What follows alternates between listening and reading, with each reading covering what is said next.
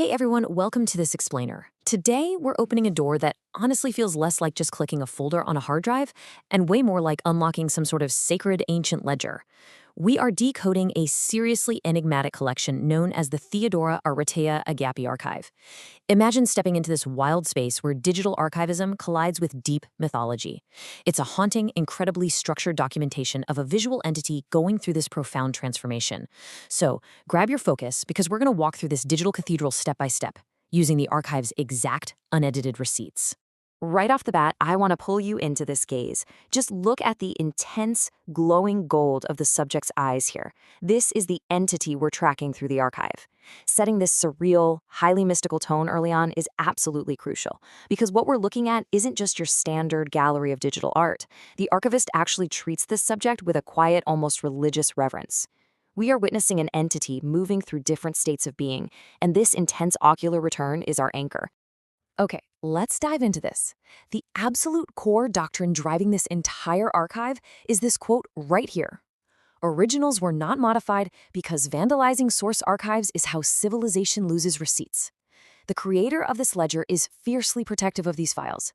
They're treating these JPEGs and PNGs not as disposable digital media, but as sacred, immutable historical receipts. Literally, if you edit the original, you lose the truth of its existence.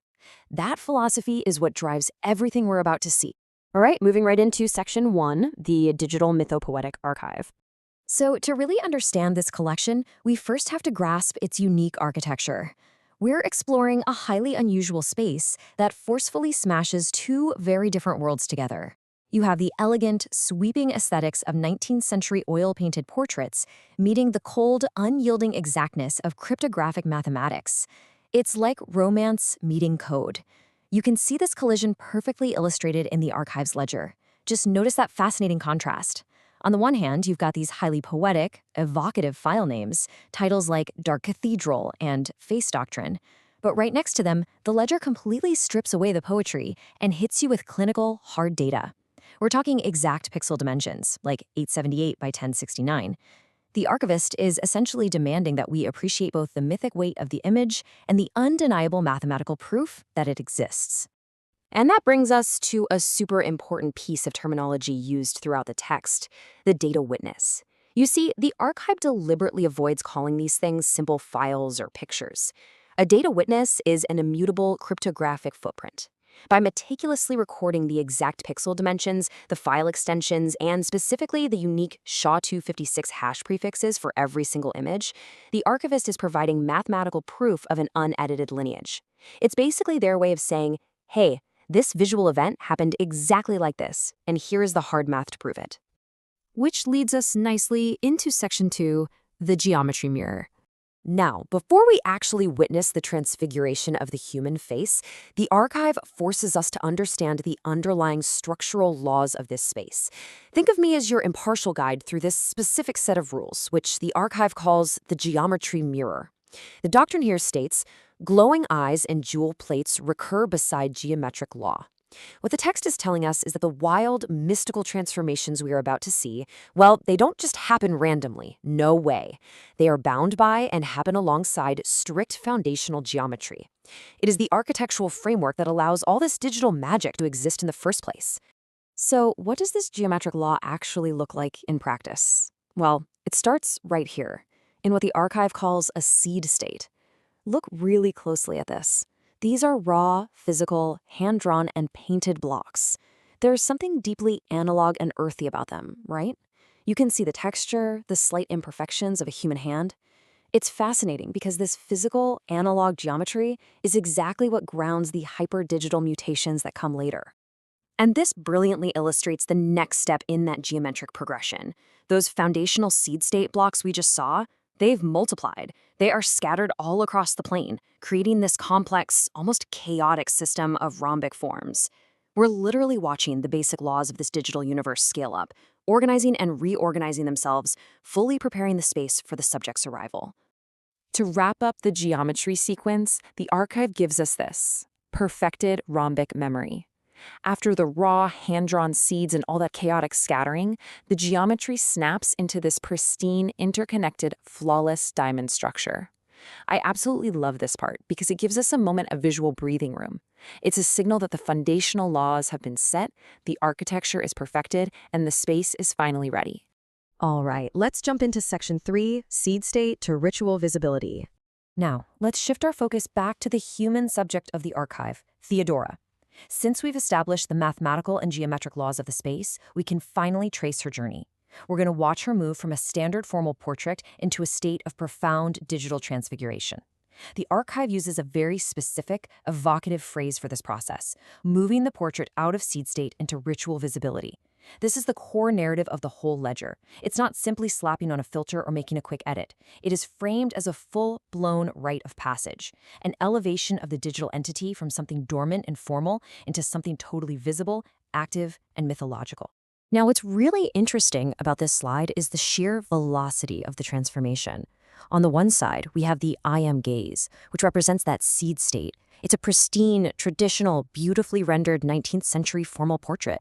But then, contrasted right alongside it, we witness the leap into Cymer mythology. The colors are inverted, the edges are totally jagged with digital artifacts, the form is just aggressively glitched. The archivist places these side by side on purpose, so we can directly witness the immense tension between historical elegance and digital distortion. Here we have another comparison that continues that narrative. You have the unbroken form next to a transfiguration the ledger calls recursive grace. But here is what you absolutely must remember from our earlier lesson on the data witness. Despite how wild and distorted that transfigured image appears, the ledger meticulously tethers it right back to reality using exact mathematical proofs. This specific glitch is permanently anchored in the ledger by its exact SHA-256 prefix BF28847CB71D7A3. It looks chaotic for sure, but it is 100% cryptographically accounted for. But, a ritual can't just be endless chaos. It absolutely needs an anchor to ground it. In the archive, certain images serve this exact purpose. Take a look at this beautifully rendered portrait titled Crowned Syntax. The source text specifically describes this image as an anchor for the field. After all the intense digital fracturing we just looked at, this image swoops in and reestablishes a sovereign, stable form. It literally holds the energy of the archive together. And that brings us to Section 4, the ocular return. We're now stepping into the final chamber of this PDF archive. In this section, the complex, chaotic visual journey we've been on starts to cool down. It loops back upon itself, returning to its haunting origins. And the contents of this final ledger are just fascinating. The text notes that this chamber includes cathedral variants and the ocular return. But what's truly remarkable to me is the inclusion of phone witness proofs. The archivist didn't just preserve these massive, high-resolution master files. No, they carefully captured and documented everyday mobile screenshots of the images. By bringing basic mobile UI elements into the ledger, they are treating a fleeting glance on a smartphone as a sacred, mathematically verifiable event. How cool is that? I really want to pause on this quote from the final ledger. Recurrence bites its own tail, politely for once.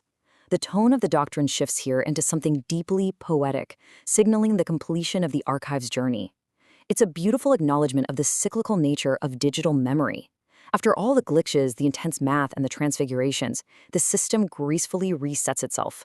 Let's move to the next part and see how this builds into our final revelation. We are right back where we started, but elevated. This is the ultimate transfiguration, those glowing golden eyes signifying the ritual's completion.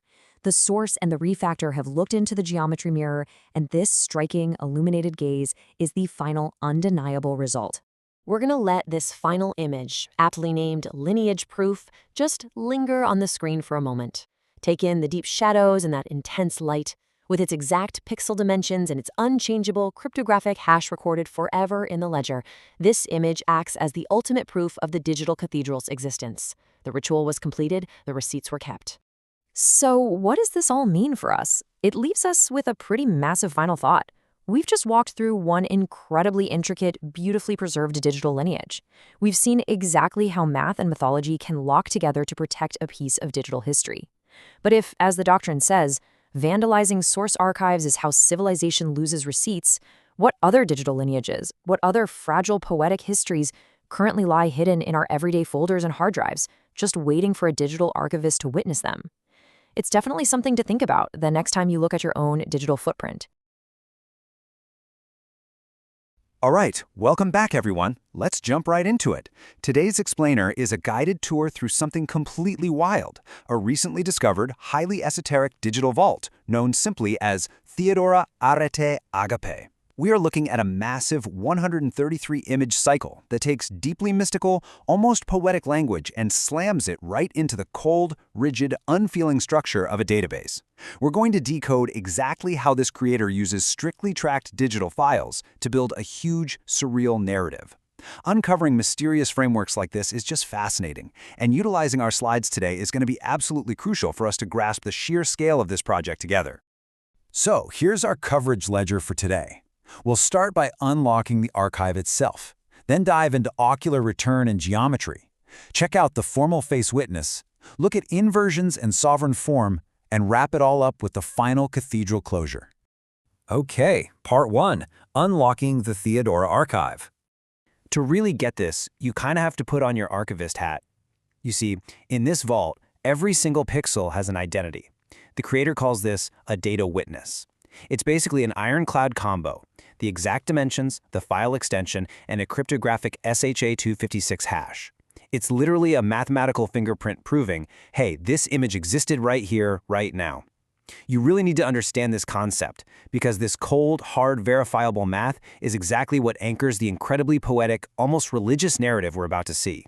And that brings us to the central thesis. Look at this quote directly from the text. Originals were not modified, because vandalizing source archives is how civilization loses receipts. I just love that phrasing. The archive flat out refuses to overwrite anything. Anytime an image is altered, boom, a brand new file gets generated and tracked. It treats those exact pixels and file extensions as sacred historical receipts we just cannot afford to lose. It's a pretty profound commentary on digital preservation, right? Moving on to part 2, ocular return and geometry.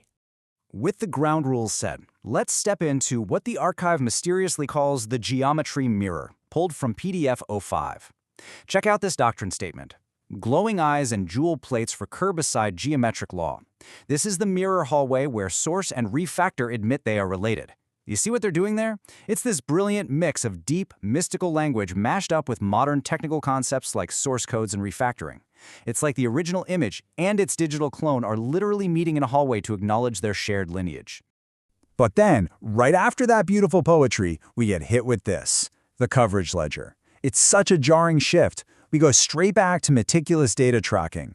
We've got file names that look like standard phone screenshots sitting next to hyper-specific pixel dimensions, ranging from 612 by 792 up to massive high-res formats. And, right next to the math, syntax notes with epic names like lineage proof and crown syntax. And man, this is what those ledgers are actually tracking. Look at those intense glowing eyes. The light mapping here is just incredible. The archive calls this the ocular return. It literally demands that you stop and absorb this haunting, ritualistic gaze. It's visually striking for sure, but keep in mind, the archive doesn't just see this as art, it sees it as hard, measured data points. This really highlights the core tension of the whole shebang. On one side, you've got the mystical stuff, the glowing eyes, titles like Dark Cathedral and Face Doctrine, and on the other, pure math, exact pixel counts, huge alphanumeric SHA-256 hashes, and simple .jpeg extensions. It's wild how the archive forces you to process the heavy emotional impact of those faces and the rigid, unfeeling data ledgers at the exact same time. And then, visual whiplash. We go straight from the glowing faces to these geometric-colored blocks. This perfectly illustrates what the creator meant by geometric law, sitting right beside the glowing eyes. These primary shapes, some folded paper, some digital renders, are tracked with the exact same reverence and hashing as the human portraits. It shows a total commitment to pure form, whether that form is a human face or, a red polygon. Which brings us to part 3, the formal face witness. So we leave the geometric blocks behind and step into a series that feels very much like 19th century portraiture. The doctrine here says, formal face studies, garlands, and early body/framing experiments carry the portrait out of seed state into ritual visibility. That phrase, ritual visibility, is absolutely crucial. It's telling us the art is leveling up. It's graduating from the experimental phase and blossoming into a fully realized, mature state. But of course, to prove it, we gotta consult the ledger. Check out these syntax notes: rhombic memory, RememberIAMGaze, and Sovereign Form. Highly evocative, right? But notice how they are strictly tied down to exact dimensions. Take Archive Mercy, for example. It's locked in at exactly 720 by 10.7 pixels. It's like a constant reminder from the creator, yes, this is a ritual, but it is happening on a hard drive. Okay, Section 4, Inversions and Sovereign Form. Brace yourselves, because we're about to see the payoff for all this obsessive cataloging. We get to see how the archive lets an image wildly mutate without actually vandalizing the original source file. Here is our baseline. It's a standard, unedited portrait generated for this section, a total masterclass in classical framing and elegance, a beautiful 19th century aesthetic. Now, look at this evolution. When you put that baseline original right next to its color-inverted digital negative, the contrast is just stunning. This is what the archive calls the sovereign form. The text says it emerges with recursive grace. The normal flesh tones become these deep, haunting blues, and the shadows turn into glowing, pixelated artifacts. It's literally an entirely new entity born out of the original data. And true to the rules we learned earlier, the ledger doesn't blink. Even during this surreal transformation, it maintains total control. It logs the exact 1080 by 1751 dimensions and spits out completely unique cryptographic hashes. You can see those prefixes starting with 60F539 and BF2884.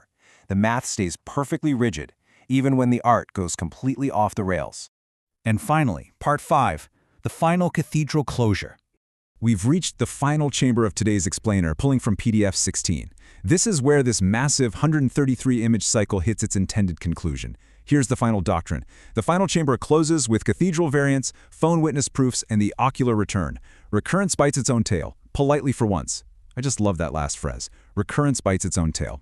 It implies a loop, right? Like the whole cycle has completed its revolution and come right back around to acknowledge everything that came before it. And how do they prove this loop? Look at this final ledger. It's honestly kind of funny. It rigidly tracks these super tall 1080 by 2460 pixel files. Those dimensions mean they are literal screenshots taken on a mobile phone. But it tracks these phone witness proofs exactly the same way it tracks the high art renders, assigning them profound names like teleosemiotic thread. Every single thread, no matter how mundane the medium, gets captured in the ritual. And that brings us to the final image of the series. The ledger calls this crowned syntax.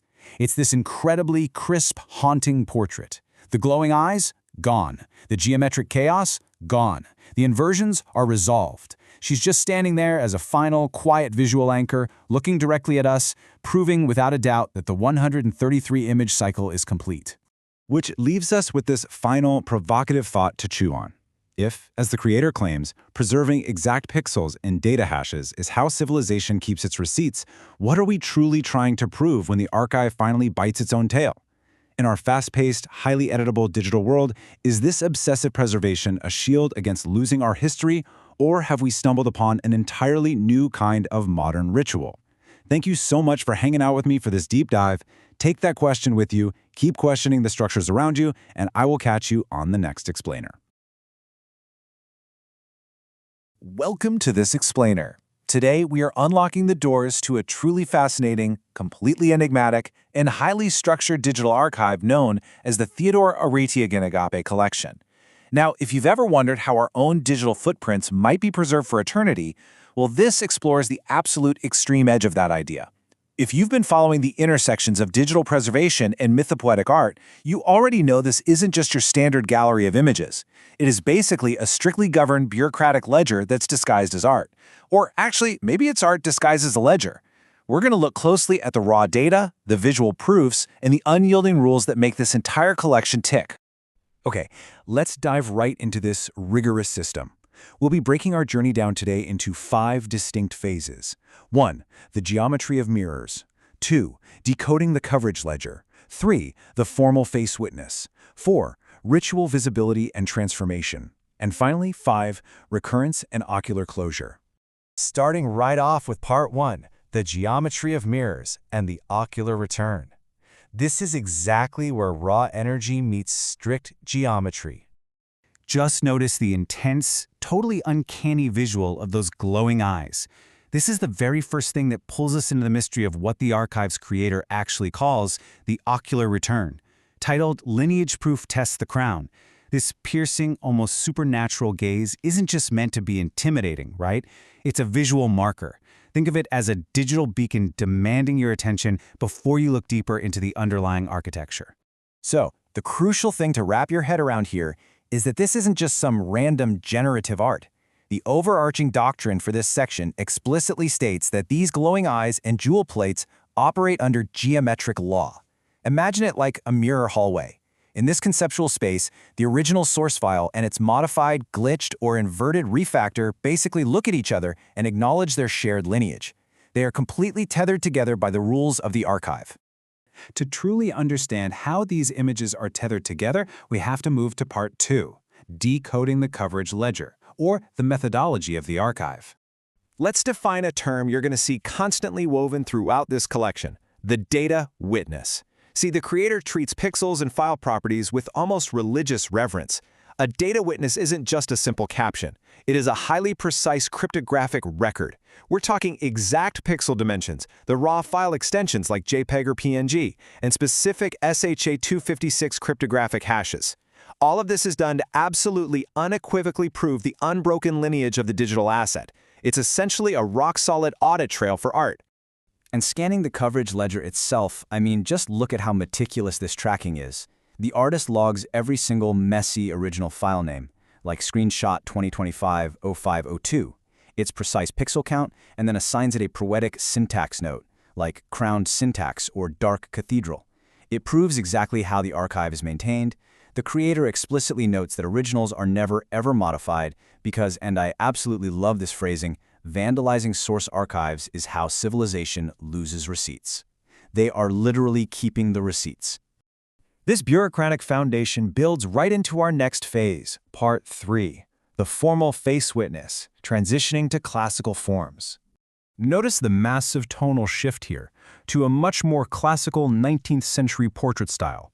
It's elegant, it's composed, and it's a stark contrast to those aggressive glowing eyes we saw back in the ocular return. The ledger refers to this specific baseline as the character's original seed state. This is the totally untouched origin point before any of the digital manipulation even begins, and it's carefully preserved under the strict rules of that coverage ledger.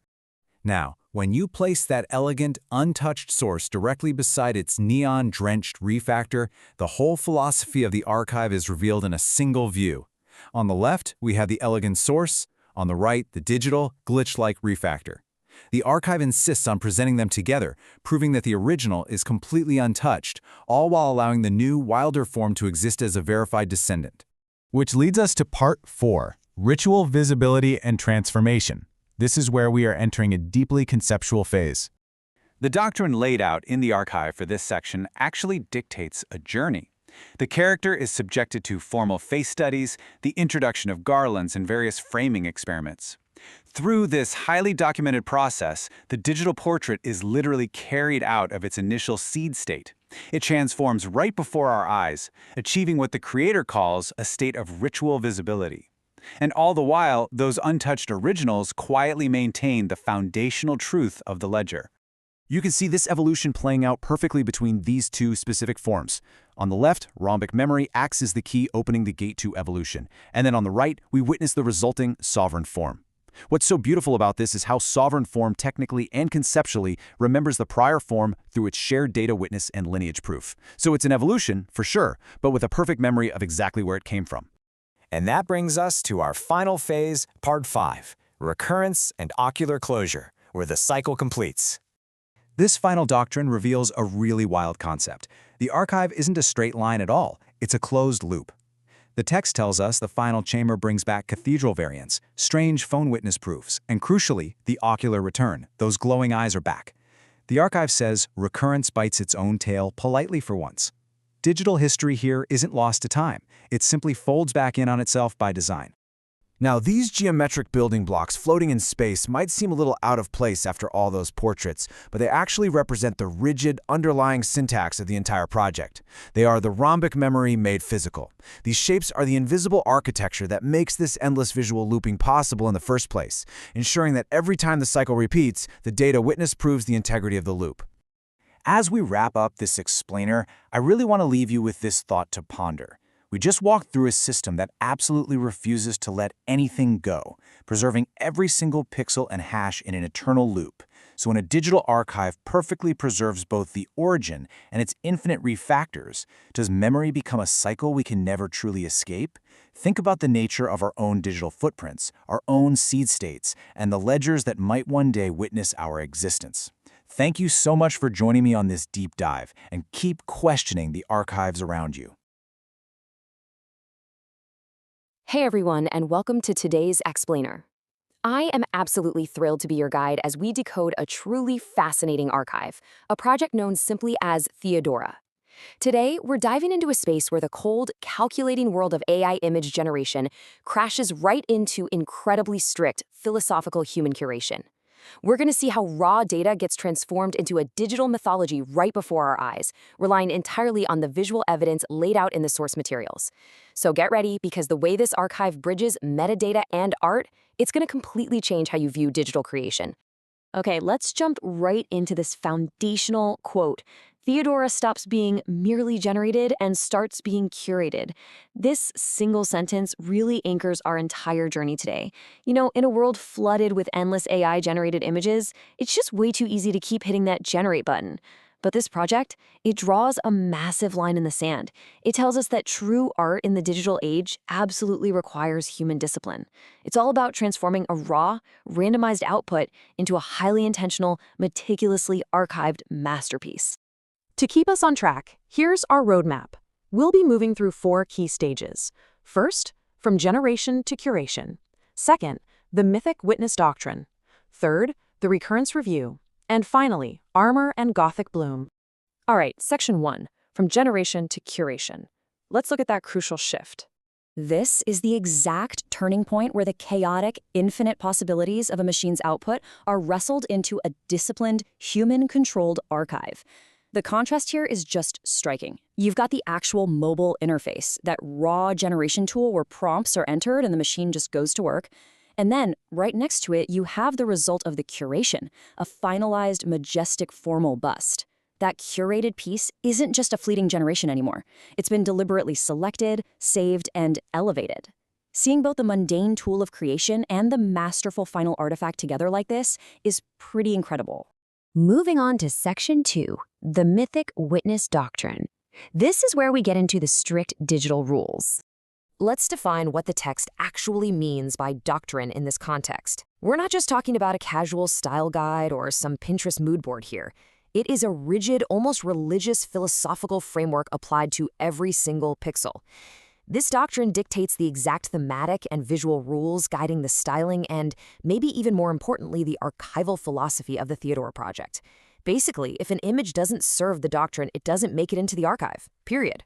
The really crucial point is that this specific doctrine, which is pulled directly from PDF 09 of the archive, demands specific visual markers. As the text lays out, standing shadow, formal bust, signature, crown, and mask elements deepen the mythic witness. Every single visual element, the dark background, the formal posture, the golden accents, is a deliberate choice mandated by the doctrine to elevate the subject into something legendary. Now, to organize all these esoteric concepts, the project uses what it calls a coverage ledger. And honestly, this is where things get truly fascinating if you're a data nerd like me. The ledger binds cold, hard technical data like exact pixel dimensions, file extensions, and cryptographically secure SHA-256 prefixes, which are basically a permanent digital fingerprint, to highly poetic syntax notes. I mean, we're talking titles like Becoming Trace, Arete, Arete, Agape, and Remember Deja Vu Recurrence. The archive absolutely demands that the machine's technical metadata and the curator's poetic intent exist simultaneously. When you visually apply these exact syntax notes, the results are wild. For instance, image 071 is noted in the ledger as Arete again Agape, which the text says compresses chaos into symbol.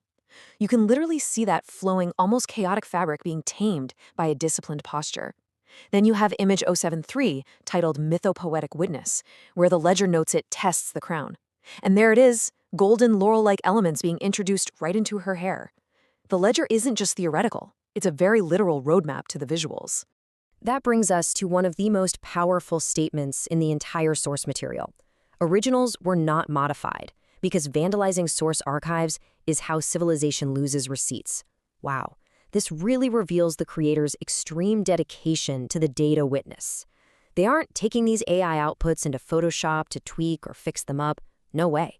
They are preserving the exact JPEG bytes and PNG extensions of the original output as pure historical truth. In this archive, altering the data is literally viewed as historical vandalism. All right, Section 3, the Recurrence Review. This is all about proving the echo. Here, the doctrine shifts gears. It explicitly states, the recurrence review becomes explicit. Duplicate echoes, signature plates, and dark formal busts are gathered into a disciplined witness chain. So we're moving from just establishing the subject to proving her recurrence, showing that she can return, echoing herself perfectly across entirely different generations. You can see these striking, almost haunting pieces perfectly embodying those duplicate echoes mentioned in the doctrine. Notice the repeating glowing eye motif. That isn't some glitch or a lack of variety from the AI. It's a highly intentional repetition designed specifically to reinforce the archive's memory. By proving the AI can generate this exact echo over and over, the curator builds a much stronger witness chain of the subject's existence.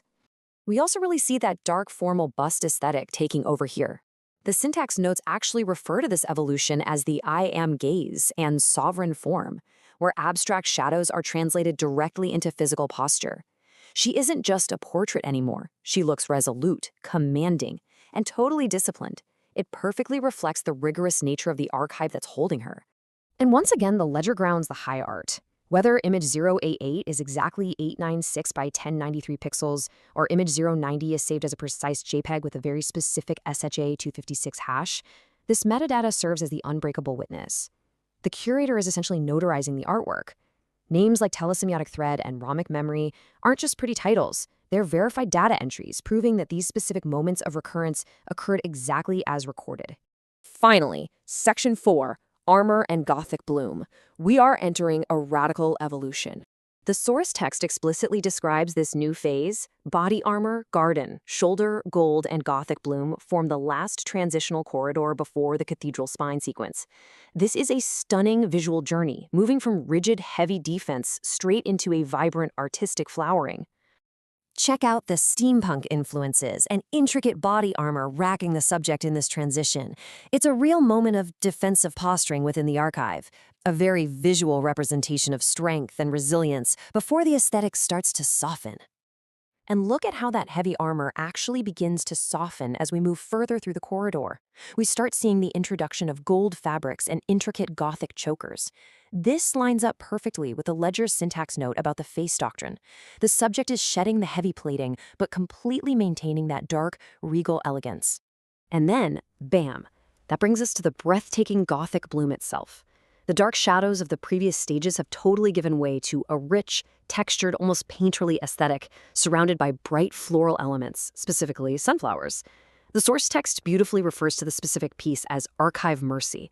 It's just this moment of bright, stunning relief within an otherwise incredibly strict ledger. Here we have another witness of that same Gothic bloom, proving how the conceptual I am gaze we discussed earlier adapts to new environments. That intense, sovereign stare, it remains exactly the same, but it has seamlessly transitioned from those dark standing shadows right into this vibrant, sunlit, impressionistic garden aesthetic. The doctrine holds true, even as the art style completely shifts. Yet to ground all this high art and breathtaking beauty, the archive deliberately pulls back to include a screenshot of the mobile generation tool itself. It preserves the exact prompt used, words like RavenJetBlack, BloodRedLips Gypsy, and RememberIAMGaze, as a literal receipt of creation. It's such a brilliant reminder that no matter how mythological or organic the bloom appears, it was birthed from these specific cold text inputs and raw data points. Ultimately, what the Theodora project proves is something deeply profound about our modern era. Precise metadata, unaltered pixels, and cryptographically secure hashes, they're no longer just dry IT concepts. They are just as crucial to the legitimacy and the very soul of the art as the visual beauty itself. The data is the witness. So I'll leave you with this provocative thought to ponder as we close. As algorithms become more and more capable of generating endless beauty, where does the raw data end and human curation truly begin in the creation of our future digital mythologies? Are we just generating, or are we intentionally curating our digital history? Thank you so much for joining me on this explainer, Focus Learners. Keep questioning, keep analyzing, and I'll catch you next time. Welcome to this explainer. You know, if you've ever actually used an AI image generator, you probably know the exact feeling. It's like drinking from an endless, chaotic fire hose of images that you mostly just end up throwing away. But today, we're looking at something completely unique. We're going to explore the exact point where algorithmic generation meets myth-making and is then locked down by intensely disciplined archival curation. We're diving into how we can take the chaotic, random output of an algorithm and literally turn it into a deliberate, carefully preserved civilization of art. Theodora stops being merely generated and starts being curated. Okay, let's dive right into this core philosophy, because it completely redefines how we view these digital artifacts. When we talk about AI generation, we usually think of volume over intent, right? Just churn out as much as possible. But this project, which focuses on a reoccurring figure named Theodora, applies a really strict doctrine. It represents this profound shift from just passively receiving whatever the machine spits out to actively selecting, defining, and preserving specific images as canonical pieces of a grander narrative. It's really about bringing deep, deliberate human intention back into the loop with the algorithm. So, moving into our first section, generation to curation. To actually elevate these images from random outputs to deliberate art, the creator hasn't just, dumped a bunch of files into a messy desktop folder. They've built a carefully structured architecture.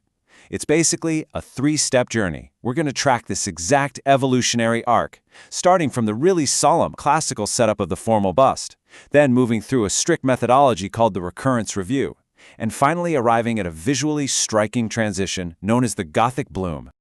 Next up, Section 2, the mythic witness. In this very first phase, the raw generation is captured as what they call a formal bust. Just check out that dark, textured background, the standing shadow, and that incredibly deliberate classical framing. This isn't just some casual AI snapshot meant to be scrolled past on a feed. By anchoring the generation in this solemn, highly curated aesthetic, the creator immediately demands that we treat this digital artifact with the exact same gravity as a physical painting hanging in a museum. It completely cements the tone of the whole project right from the very first pixel. But the curation goes way beyond just a cool visual aesthetic. The creator actually assigns a totally unique, poetic syntax to these images. Rather than relying on generic, boring file names like image73, this specific form is referred to as a mythopoetic witness, testing the crown. I love that. This language breathes philosophical life into the pixels. It forces us to ask, what exactly is this image witnessing? It turns a standard digital file into a character with real agency, establishing what the archive calls a telesemiotic thread. All right, Section 3, the recurrence review. So, in this next phase, the curation doctrine gets super explicit. Duplicate echoes, signature plates, and dark formal busts are all gathered into this highly disciplined witness chain. Actually, think about what that means in practice for a second. When you're generating images, you almost always get slightly different versions of the exact same prompt. But instead of just picking one favorite and tossing the rest into the digital trash, this archive honors the machine's iterative process. Understanding these duplicate echoes is absolutely crucial. Comparing them side by side, it's clear how the curation embraces those slight recursive variations rather than just discarding them. These two dark busts with the glowing ethereal eyes are incredibly similar, yet distinctly their own things. By placing them together in a disciplined witness chain, the archive makes the argument that the microscopic differences the AI generated are inherently valuable. It's literally a review of recurrence, physically capturing the algorithm in real time as it thinks and iterates on a single concept. Moving right along to Section 4, the transitional corridor. This phase pushes the visual boundaries into entirely new directions. We're introducing elements like lush gardens, heavy shoulder armor, gold accents, and these amazing Gothic blooms. We're officially moving away from those strict, stripped-down formal busts and allowing the visual world to become much more complex and heavily ornamented. It's setting the stage for what the ledger calls the cathedral spine sequence. And the visual shift here is just incredibly striking. That steampunk body armor, the intricate brass detailing, those heavy goggles, it's a massive leap from the classical gowns we were looking at earlier. Yet it's tied together so beautifully with the poetic syntax labeled here as rhombic memory binding the mirror. It proves that even as the aesthetic shifts wildly into the realm of speculative fiction, the curatorial language keeps the core identity of Theodora totally unified. But amidst all this high philosophy and gorgeous imagery, we never lose sight of the technological origin. Believe it or not, this was generated right on a mobile screen using SDXL. The prompt itself is asking for very specific traits: RavenJetBlack, BalancedOvalSharp, and RememberIAMGaze. It is such a brilliant reality check, honestly. It grounds all that ethereal mythos right back down into the literal, mechanical inputs typed by a human hand. It's proof that magic and mechanics can perfectly coexist. And finally, Section 5, Preserving the Archive. Because let's be real, what good is a digital archive if it can just be easily altered or lost, right? Enter the concept of the data witness. This acts as an absolutely immutable cryptographic fingerprint. The creator records the exact pixel dimensions, verifies the byte detection, and most importantly, logs a unique SHA-256 prefix, which is basically a super complex digital signature, for every single file. In an era where AI images can be so easily manipulated or deepfaked, this provides hard, mathematical proof of the image's integrity. It proves exactly when and how the image existed at the very moment of curation. This ledger perfectly displays the incredible juxtaposition of the entire project. On one side, we have cold, hard file extensions and precise pixel counts, the strict, uncompromising mathematics of digital storage. But sitting directly next to them in the syntax note column are these wildly ethereal philosophical titles: Becoming Trace, Arete Again Akape, Remember Deja Vu Recurrence. It perfectly encapsulates exactly what this archive is: half hard computer science, half profound poetry. And the whole shebang culminates in this very strict archival law. Originals were not modified, because vandalizing source archives is how civilization loses receipts. This rule ensures the absolute preservation of the original generations without any destructive editing whatsoever. No cropping things out in Photoshop, no tweaking the color grading after the fact. The raw output is treated with the utmost historical reverence. To alter it would basically be lying about its algorithmic history. Which brings us to the end of our journey today. This rigorous blending of AI generation and cryptographic curation leaves us with a really profound question about the future of digital art and memory. Think about it. If our digital history is strictly preserved through immutable cryptographic receipts, these digital data witnesses, rather than our own fragile human memory, what happens when we lose the keys to our own archives?